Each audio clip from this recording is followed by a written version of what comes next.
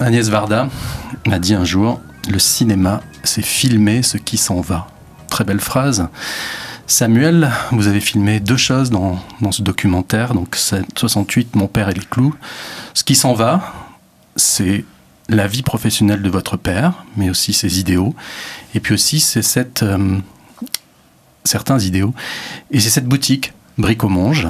Quand est-ce que vous avez décidé de filmer cette boutique? Et j'imagine que c'était un long processus et plein de surprises. Oui, en effet. Enfin, en réalité, je crois qu'il faut remonter il y a plus de 10 ans, quand j'ai commencé à filmer Bricomonge, donc la quincaillerie de mon père, qui est située donc rue Monge à Paris. Et je filmais pas tant lui que en fait, que ce lieu qui était incroyable et très attachant.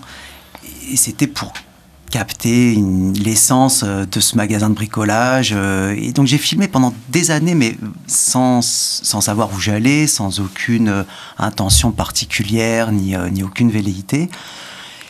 Mais je me souviens que je me disais, fais confiance au temps. Et quand Jean, donc mon père, m'annonce son intention de vendre la boutique, c'est vrai que là, je commence à réaliser à quel point ce lieu est très affectif pour moi et que, enfin, c'était l'ancien terrain de jeu de mon enfance, quoi. C'était ma grande caisse à jouer. Donc, une sorte de catalyseur et je me dis, mais pourquoi je reviens de façon si insistante? Qu'est-ce que je fais chercher à filmer? Mais je filmais pas à nouveau, c'était... je captais des images pour garder une trace, comme quand on filme ses vacances, ou enfin c'était pour les employés, pour les clients, pour les habitués. Et donc tout d'un coup, je me dis, mais qu'est-ce que je fais chercher de façon si insistante? Et il y a cette question en fait qui a émergé, qui a certainement qui était latente et mûrissante depuis longtemps, à savoir qu'est-ce qui a amené cet homme, en l'occurrence donc mon père qui est ici présent, plutôt intellectuel, diplômé, cultivé, enfin à vendre, bah oui, et a décidé d'ouvrir à 40 ans une boutique de bricolage et à vendre des clous, alors que je sais qu'il a eu un parcours un peu atypique, il était... voilà, il avait participé de façon active aux événements de 68, et puis il faisait partie de la gauche prolétarienne. Voilà, mais tout ça était assez confus, et donc je tenais quand même ce fil rouge de qu'est-ce qui l'a amené à ouvrir ce magasin, alors que ses potes de l'époque ont eu pour moi un parcours un peu plus... je sais pas, on va dire plus attendu ou plus naturel, puisqu'ils étaient professeurs. Glorieux. Non, mais il n'y a pas une question de gloire, mais de fait, plus attendu, professeur de la... Ouais, enfin voilà. Jean, vous avez ouvert cette boutique, mais vous avez aussi créé l'être humain qui est sur votre droite, à 50 cm de vous. Comment était-il enfant? Est-ce que c'était le genre d'enfant ou d'adolescent à toujours se mettre dans les pattes des gens pour essayer de les filmer déjà? Ou est-ce que c'était quelqu'un de discret? Parce que là, oui, non, discret, non. Non. Pas discret du tout. Très, très présent. Et c'est présent partout, sur n'importe quelle scène, mais comme souvent les enfants aussi, les enfants prennent la place qu'on leur donne, donc si on la leur laisse, ils la prennent beaucoup, quoi. Mais non, il a effectivement été toujours très facilement... très curieux des autres, et allant beaucoup vers les autres. Les autres au pluriel. Je lisais il n'y a pas trop longtemps un livre sur l'éducation. On disait que les familles qui fonctionnent bien, ce sont les familles où les enfants sont écoutés mais ne sont pas regardés, et les familles dysfonctionnelles, c'est l'inverse. C'est les familles où les enfants sont sans arrêt regardés, mais on ne fait pas attention à eux.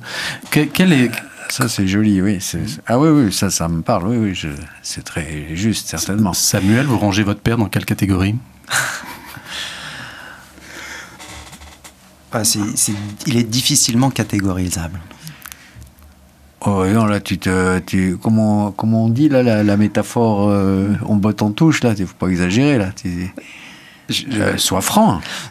Non, je pense que... Enfin... Non, mais il m'écoutait. Non, l'écoutait beaucoup.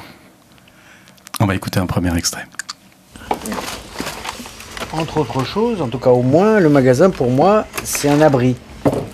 C'est un parfait abri. Je l'avoue. Dans quel sens? D'une certaine manière, je me mets à l'abri, je suis à l'abri, je me protège, enfin je me sens d'une certaine manière protégé, je suis à l'abri, j'ai pas de supérieur hiérarchique, je n'ai à répondre de rien, si ce n'est devant l'administration fiscale, bien sûr, mais je suis le tenant et l'aboutissant de tout ce que je fais, quoi. C'est une façon d'être anonyme. Et voilà, moi j'ai toujours... j'ai cette névrose. J'aime être anonyme. J'aimerais être couleur muraille. Et puis aussi, moi j'ai besoin... j'aime aussi le travail intellectuel, mais j'ai besoin aussi de un peu de travail manuel, quoi, de travail physique, quoi. J'ai besoin de m'abstraire comme ça dans un truc très concret. Ça me déplaît pas. Alors, vous vouliez être anonyme, mais en 2019, l'anonymat n'existe plus, vous le savez très bien. Et donc, votre vie dans ce magasin, donc Bricomonge, rue Monge, elle est là, elle est sur grand écran. Je m'intéresse à vous, Jean. Hein. Et ce qui m'a beaucoup frappé, c'est, quand j'ai vu le film et quand je l'ai revu, c'est ce mot « abri ». C'est l'abri parce que la boutique elle est dans un quartier de Paris agréable, mais je me suis dit c'est peut-être un abri aussi de toutes les retombées néfastes qu'il peut y avoir d'une vie sociétale, politique, qui peut souvent nous retomber dessus. C'est-à-dire vous êtes à l'abri de promesses qu'on ne peut pas forcément tenir, les engagements politiques de sa jeunesse par exemple. Oui, il y a de ça. D'abord, pour revenir en arrière, juste en arrière deux secondes et pour finir, moi je peux répondre quand même qu'on l'écoutait beaucoup. Et quand je dis on, je suis pas tout seul. Il faut quand même mentionner parce que ce jeune homme a une maman, un père, mais il se trouve qu'il a aussi une mère qu'on voit à la fin du film. Vous voyez dans le film exactement, et qui a un rôle non négligeable. Et que cette mère t'écoutait beaucoup. Mais j'avais gardé sa mère pour la fin. Bon, alors, d'accord. Alors pour l'histoire de l'abri... c'est un mot fort, abri, quand même. Tout à fait. Et je l'assume, quoi, je le reprends. Oui, je le reprends. Abri, ça veut dire aussi que... mais ça, c'est tout à fait personnel, hein, évidemment. Moi, je n'aime pas l'institution. Et qu'un endroit comme ça, c'est une manière d'échapper à l'institution. Parce que je me retrouve là, mais je le dis, je crois, dans le film, quoi, je ne suis ni commandé et je n'ai pas beaucoup à commander, ou le moins possible. En tout cas, je l'ai fait très peu. Et c'est en ce sens que pour moi c'est un abri, je n'ai de compte à rendre à personne et ça me convient. Enfin, ça me convenait comme ça. Je veux dire, c'est comme, à vrai dire, il n'y a guère que les créateurs ou les artistes qui peuvent de la même manière s'affranchir du poids d'une institution. Bon, mais tout le monde n'a pas la chance de pouvoir être un créateur, un artiste, etc. Mais c'est en ce sens-là que vous avez un artiste, quelqu'un qui crée, il est vraiment à l'abri. Il est lui avec lui, quoi. Bon, bien sûr, il doit faire face à... S'il est peintre, à son marchand de tableaux, à son producteur, enfin, j'en sais rien. Bien sûr, il y a tout un réseau. Mais c'est pas la même chose que d'être enserré dans des liens professionnels normaux, classiques, ce dont je suis assez incapable, tout bêtement. Est-ce qu'à l'époque, vous aviez vu venir cette société du spectacle dont parlait Guy Debord. Aujourd'hui, là vous dites vous êtes à l'abri, je n'ai à répondre de rien, sauf aux impôts, mais aujourd'hui il y a des gens qui ont fait 68, etc., qui ont leur ronde serviette sur LCI, qui ont sans arrêt à répondre de ce qu'ils ont dit ou fait. Vous voulez dire qu'il y a des gens qui ont été des activistes de mai 68 et qui se sont retrouvés dans les allées du pouvoir. Oui, bien sûr qu'il y en a, mais ça, comment dirais-je, d'abord il faut pas oublier enfin moi je dirais deux choses, ça c'est que ces gens-là sont une infime, on peut même pas parler de minorité, en dessous des minorités, si tout le monde s'accorde à dire que le mouvement a mobilisé des millions de gens, bon, c'est pas, ces millions de gens ne sont pas devenus préfets ou professeurs d'université ou je sais pas moi, ou directeurs de chaîne. Donc il y en a qu'un peu. Deuxièmement, ces gens-là, ils avaient et la volonté et le goût et sans doute le talent pour faire ce qu'ils ont fait. Ils l'auraient fait de toute manière, avec ou sans mai 68, parce que c'était ça leur vie, c'est ça leur truc. Moi, ça, c'est pas le mien, donc de toute façon, j'aurais jamais pu faire quelque chose même d'approchant. Maintenant, votre question m'a dit, est-ce qu'on a vu venir? Oui, est-ce que vous l'avez senti venir, la société du spectacle?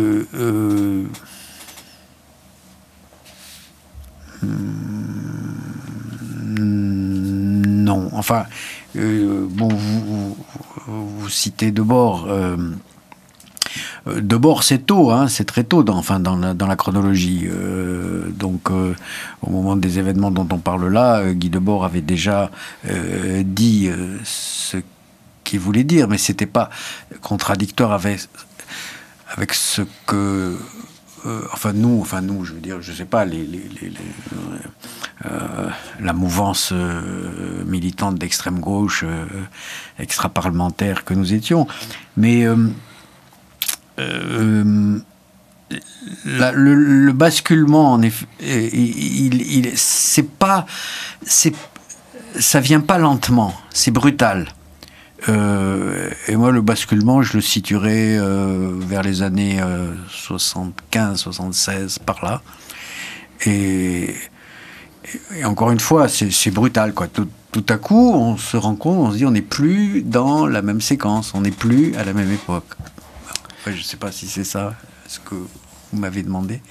Samuel, comme beaucoup de cinéastes aujourd'hui, je pense notamment à Thomas Lelty qui a fait Hippocrate, vous ne venez pas du monde du cinéma. Vous avez une formation d'architecte, de mathématicien.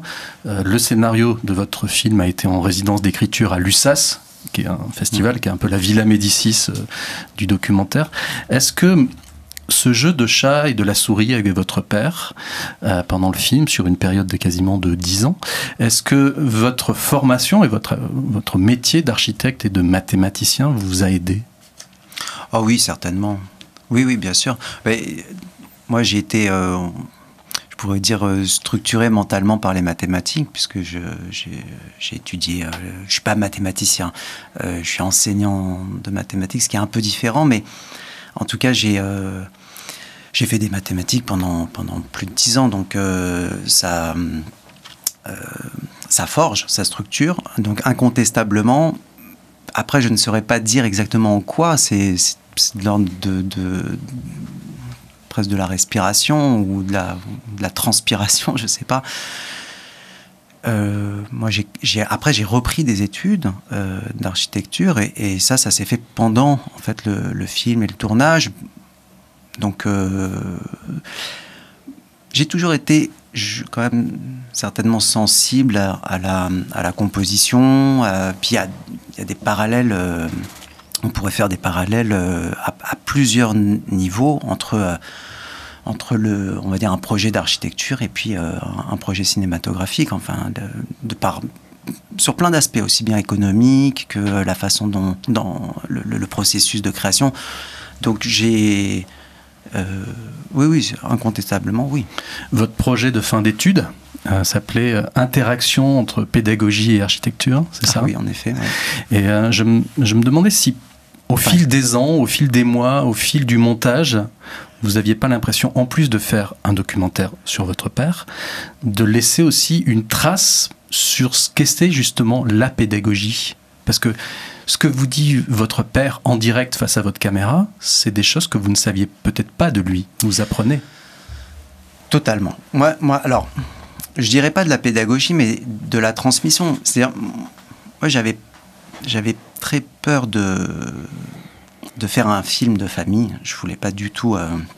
On a commencé inévitablement par nous présenter comme ça en tant que père-fils, mais ce film, c'est intrinsèquement le film d'un fils qui filme son père, mais je voulais pas du tout tomber dans un entre-soi nombriliste et j'avais conscience de cet écueil au tournage et au montage. D'ailleurs, c'est une des premières choses que j'ai dites à la monteuse. Surtout, voilà, faut pas faire un film de famille. Je ne veux pas faire ça.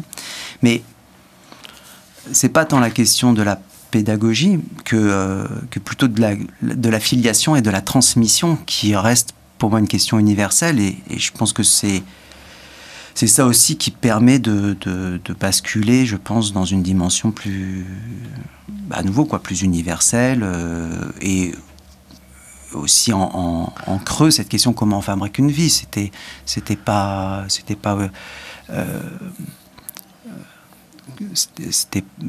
pas lié spécifiquement non plus à 68. C'est le parcours.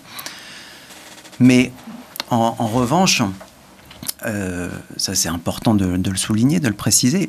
Moi, tout ce que me dit mon père devant la caméra, c'est la première fois qu'il me le dit. Moi, je me souviens quand j'avais une vingtaine d'années, peut-être qu'il s'en souvient pas, parce que je lui en ai pas parlé, mais quand j'avais une vingtaine d'années, je lui avais proposé de prendre un café. Et tu t'en souviens, pour justement que tu me racontes un petit peu ce que tu avais fait pendant ces années non, je ne me souviens pas. On était au café près de la place d'Aligre. Moi, je m'en souviens très bien. Et j'avais été très déçu parce qu'on était assis, en terrasse, mais l'un en face de l'autre, un dispositif un peu figé ou une sorte comme ça c'était pas une interview, mais tu t'étais réfugié derrière, on va dire, un discours un peu professoral ou historique. Enfin, c'était des faits très qu'on pourrait trouver dans des livres d'histoire, quoi. Et j'avais été très déçu, donc j'avais laissé tomber. Mais je me souvenais que voilà, il fallait pas l'interviewer de cette façon-là, parce que sinon, voilà, tu te protégerais, quoi.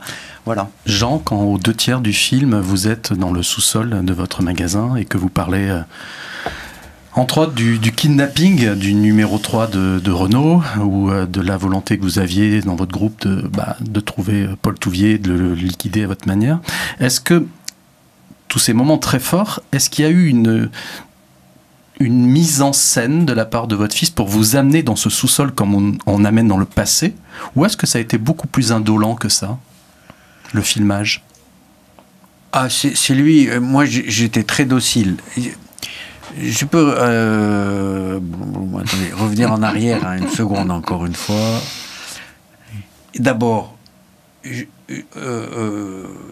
n'aime pas me vanter, mais quand même il y a un truc dont je suis assez content, c'est que quand même le fait qu'il ait fait un film et qu'il se soit approché de tout ça, c'est un peu grâce à moi, parce que j'ai tenu, moi je suis un vieux cinéphile, comme dans les années 60 il y avait des cinéphiles, et j'ai veillé très soigneusement à son éducation cinématographique. Je l'ai amené, ça c'est moi, très tôt au cinéma, mais pas trop tôt. J'ai calculé à quel âge j'allais l'amener, et quel film j'allais l'amener voir en premier, et ça a marché, parce qu'il s'est intéressé au cinéma. Je trouve que il s'est fabriqué lui-même sa grille de lecture critique du cinéma. Bon, en fermant la parenthèse. Donc, s'il aime le cinéma et s'il s'est approché du cinéma, c'est aussi, je suis persuadé, un peu à cause de ça. Grâce à ça. Si on veut. Après, alors l'histoire du sous-sol. Alors la deuxième chose, c'est que au bout d'un moment, là, je le voyais filmer comme si de ci, de là, tout ça, etc. Je voyais pas très bien où il voulait en venir. Mais à un moment donné, juste, j'ai senti que il allait venir m'emmerder. Bon, bah, clairement. C'est marrant parce que c'est la première fois qu'on parle de tout ça. J'ai senti qu'il allait me prendre au collet, là. Et je me suis dit... bon, c'est où je dis oui ou je dis non, quoi. Et j'ai décidé d'accepter.